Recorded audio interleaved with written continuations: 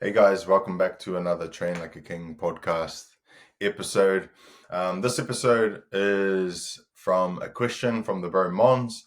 He wants to know a little bit more about uh, race day nutrition, nutrition strategies, especially for long distance racing. So um, he added a bit of context here.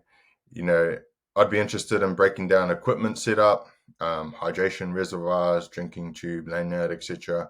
Also, fuel breakdown, food before and after a race, intra-fuel, um, electrolytes, BCAs, energy gels, etc. How much do you take and how often throughout the race? And yeah, so this is a good question, and I think he touched on here that this could probably go for multiple different episodes. However, I'm going to try and keep it basic and maybe try and draw on a little bit of the science from memory, from my uni days, and it's kind of stuck with me. And although I don't like heavily plan, I still have a general way of doing things and a general structure, general understanding. And I'll probably try and talk about different races too, different contexts, because that's important, just as important. So, for long distance racing, especially when you start to get over the 60-minute mark, well, even 60 to 90-minute mark, this is usually the races where your performance starts to reside a little bit more on race day nutrition, and more specifically hydration and um, energy replacement, most often in the form of carbohydrate, sugars. So to first understand this, you've basically got to understand that the body has 60 to 90 minutes of carbohydrate stored in the muscle and in the liver, in the body in general, before 60 to 90 minutes of intense exercise before we start to deplete that. Now, what happens when we deplete carbohydrate in the body? We can no longer sustain high intensity exercise because carbohydrate, in the form of glycogen, because that's what it's stored in the muscle, that's the most efficient form of energy. No, sorry, I wouldn't say efficient. It's the most effective, because without carbohydrate, we can't use the higher end of the aerobic system or the anaerobic system. So, yes, using fat stores is efficient, and no doubt somebody who has good use of fat and a very controlled use of their carbohydrate during the race is important. However, that also comes down to race strategy as well. Like, if you can race at low intensity and still be at the front, then that's ideal. You're saving carbohydrate, but you're also utilizing fat. But if you're truly putting your body under pressure, you're neck to neck with other people, and you're pushing to the max, especially in the last few Ks, the person who has a little bit more carbohydrate on their side, or electrolytes, is likely going to be more successful, because you're utilizing all engines, aerobic and the anaerobic energy systems.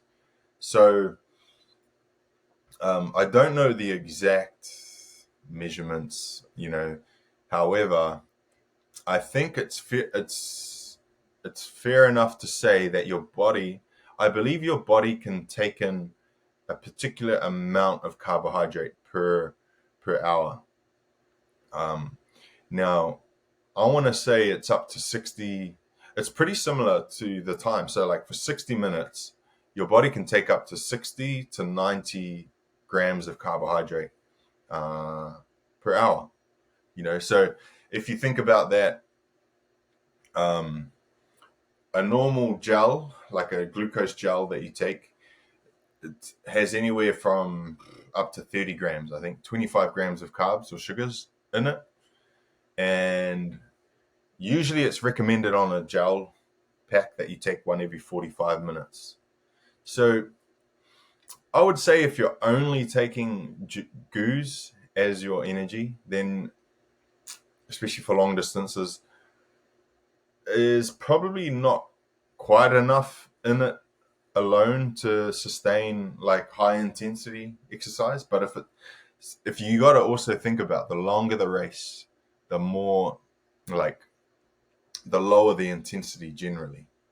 You know, if you know you're racing for 5 hours, your intensity is going to be not going to be up here. You know, it's not going to be 10-kilometer pace. 50-kilometer pace is going to be a little slightly different. So you can adjust your nutrition accordingly. Now, if the race is longer than 2 hours, or if it's 2 hours or more, I try and at least have a gel with me for every 45 minutes.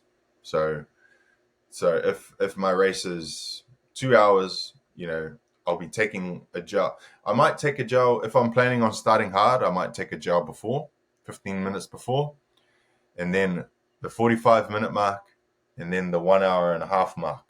So for a 2 hour race, I might need 3 gels if I'm planning on, you know, really pushing in that race, because I want to have the carbohydrate there for me.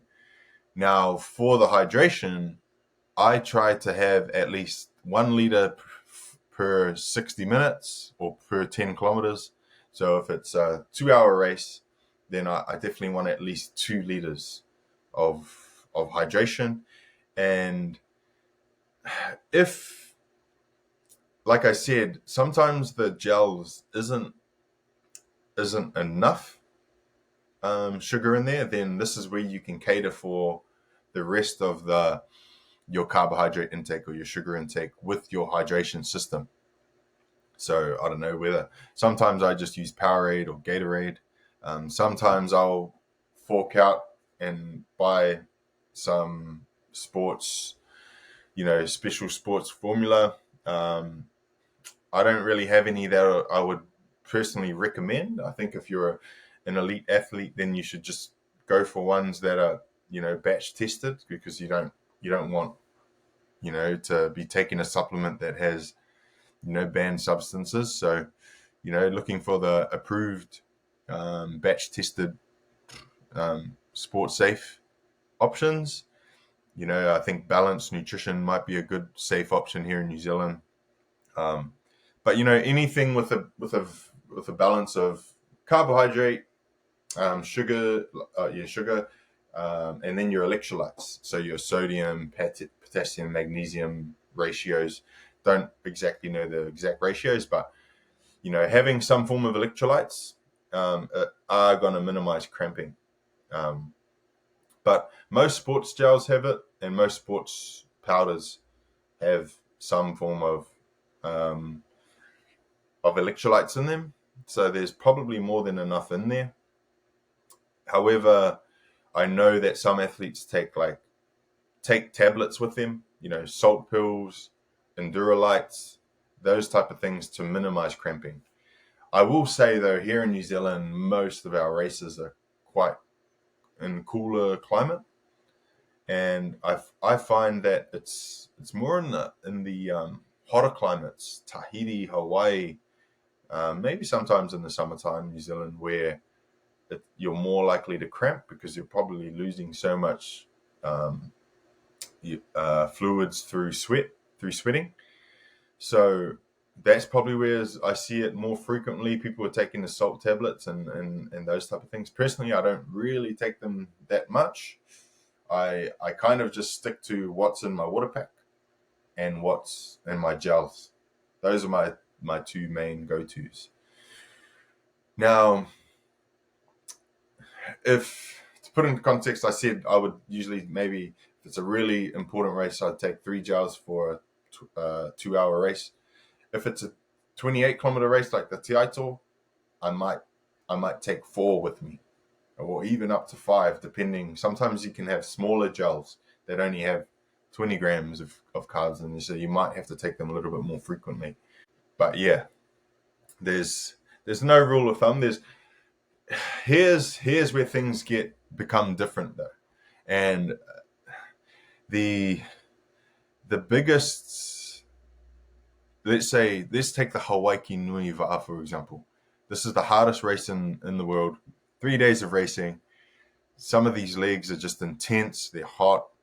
They're long, and it's the way that you treat this race is unlike any other race. Now, it's true.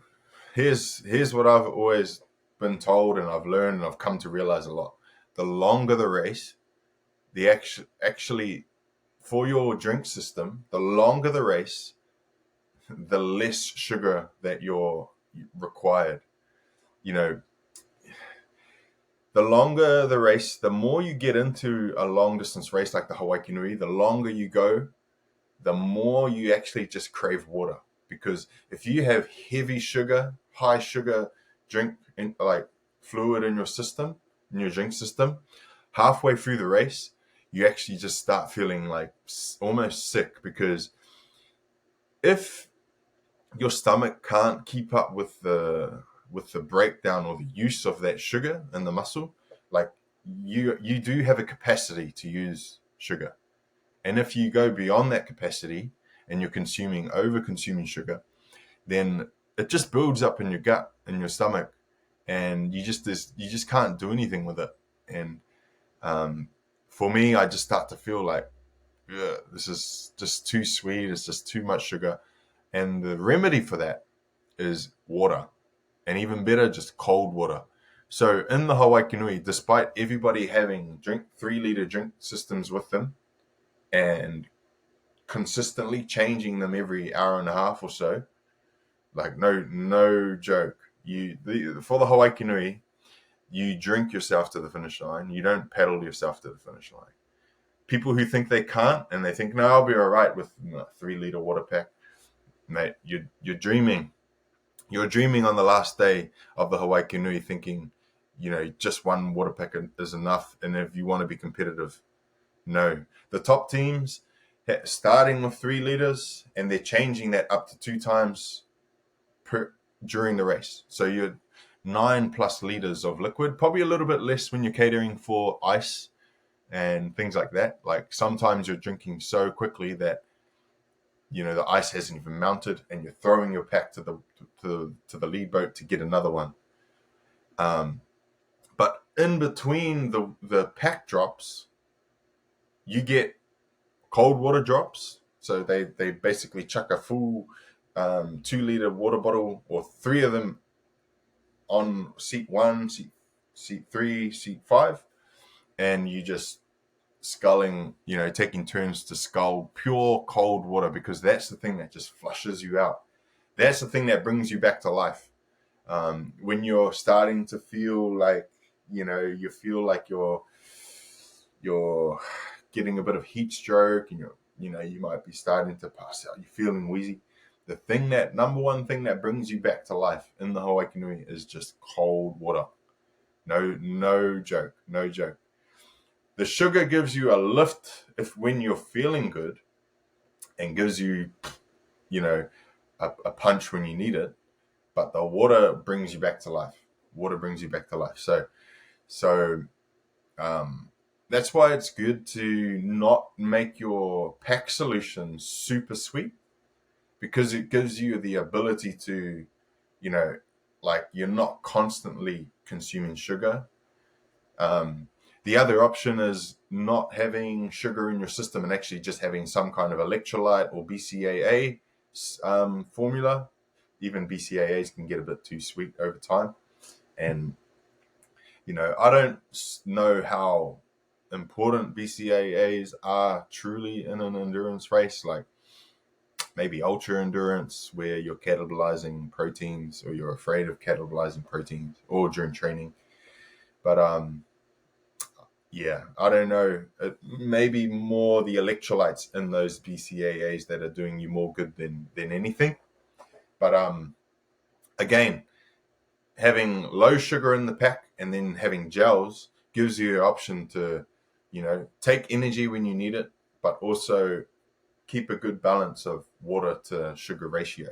You don't want too much sugar and low water. Sometimes you want higher water, lower sugar, so that you're just, because you're losing so much sweat in a race like the Hawaii Nui, and you just need to keep your system cool, keep your system flowing, moving. You don't want to just build up sugar in the gut that you can't use anyway.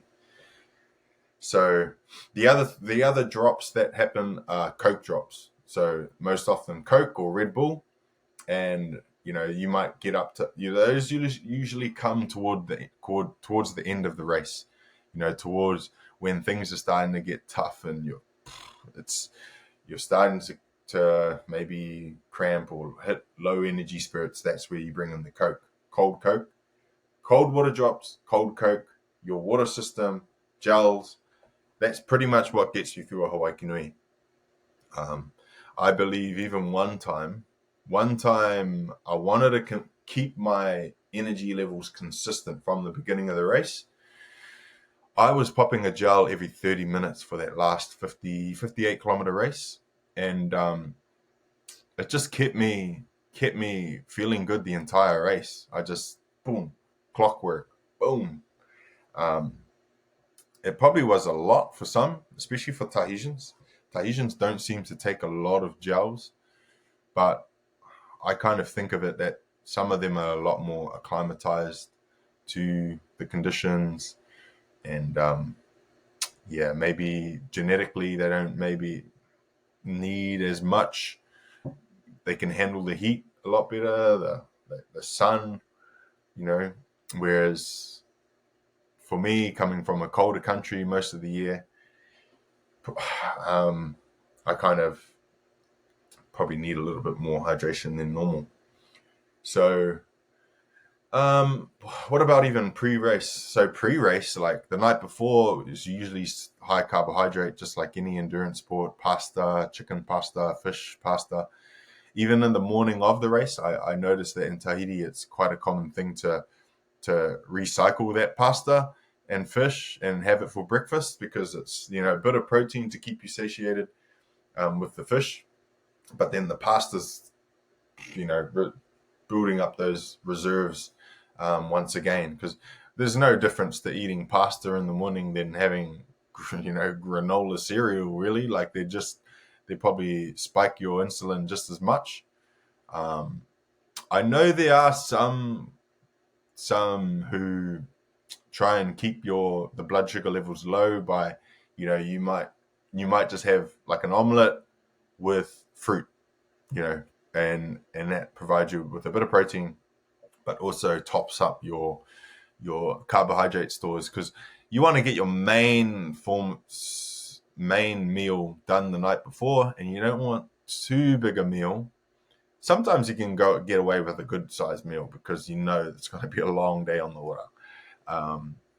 With Paddling Connection, we had pretty decent sized meals. The night before, we would have crepes, alongside a dinner, and that, made sure that all of our glycogen stores were full. And we would even go as far as having leftover crepes in the morning for breakfast. Each to their own.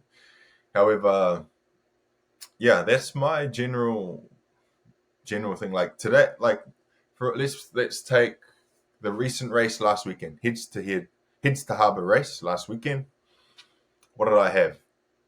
I knew the race was going to be 20 Ks, so I brought 3 gels with me just in case, and then I put 2 liters of. I actually only used Musashi electrolytes. So I actually didn't consume. It's fairly low sugar, I think, the Musashi electrolytes, and because I was racing so hard, trying to keep up with Manutia, I didn't even end up taking any gels, which on my part probably wasn't the best idea, especially for the last sprint off, because there was only 20 seconds between us. So maybe if I did pop a gel at some point in the race, I would have had a little bit more energy for the sprint towards the end. But that's just the way things go sometimes. And I usually, for the best convenience, I usually tape them on the front of the canoe, the front here, so easy access. And depending on what type of canoe you have, I like to have my drink system usually behind me to keep the weight, so the weight's not in the nose. But sometimes you just don't have a choice.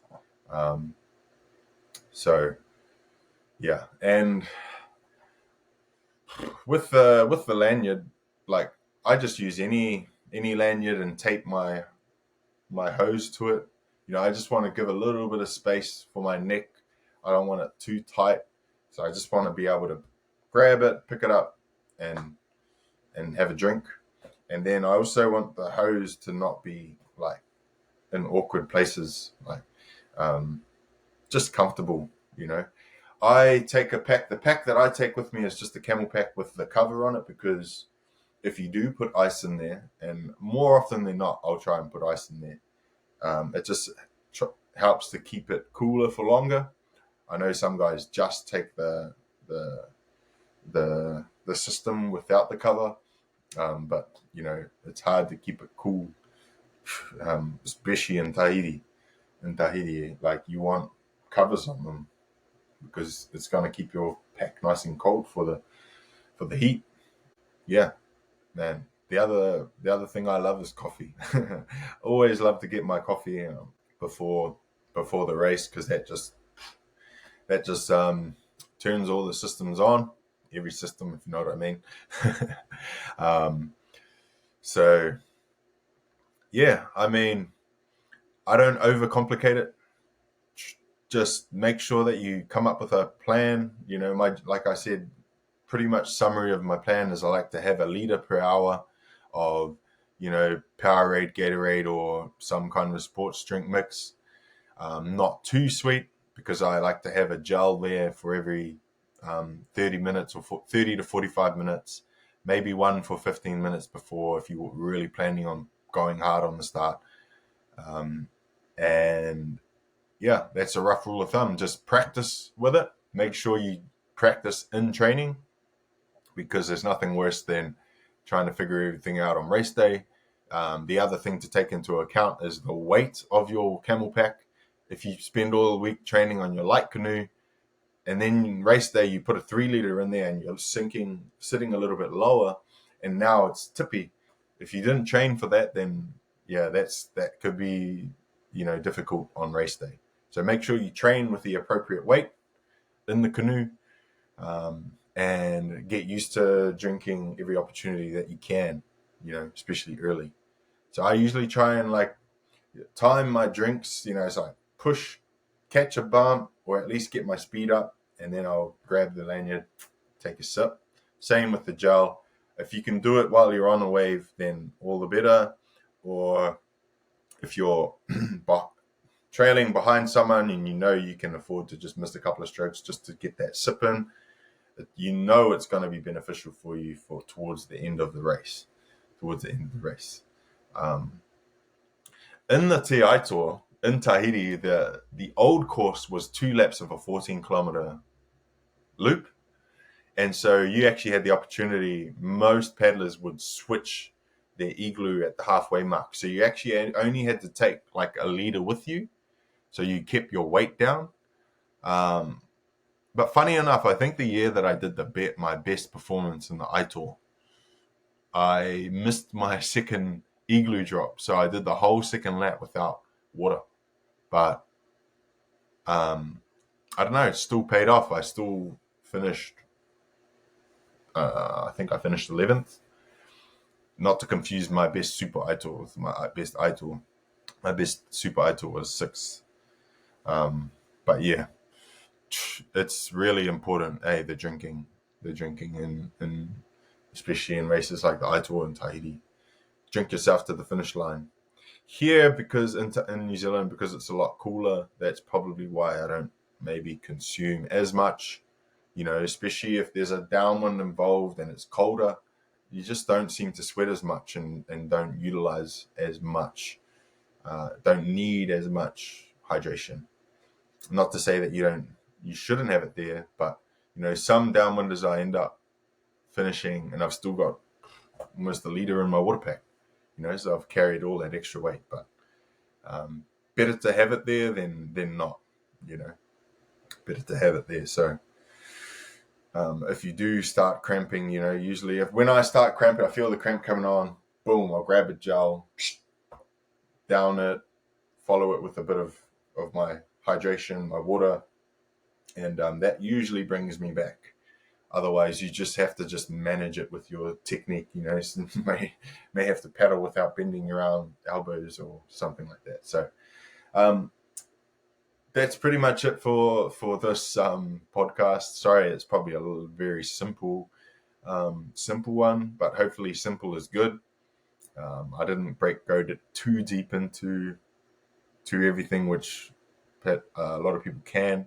I know that in the Tour de France, the improvements in cyclists, they were tying it to their ability to take in more carbohydrate than in the past, like up to 120 grams per hour or more, something ridiculous like that.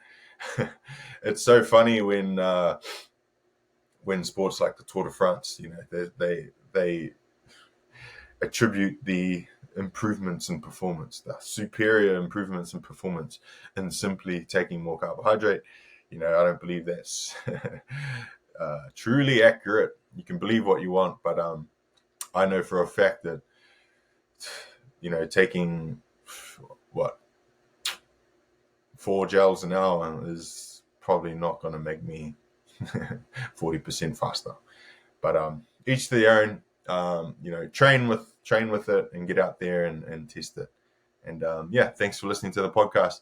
Catch you guys on the next one. Check out trainlikeaking.com and make sure you drop any questions you might have for future podcasts.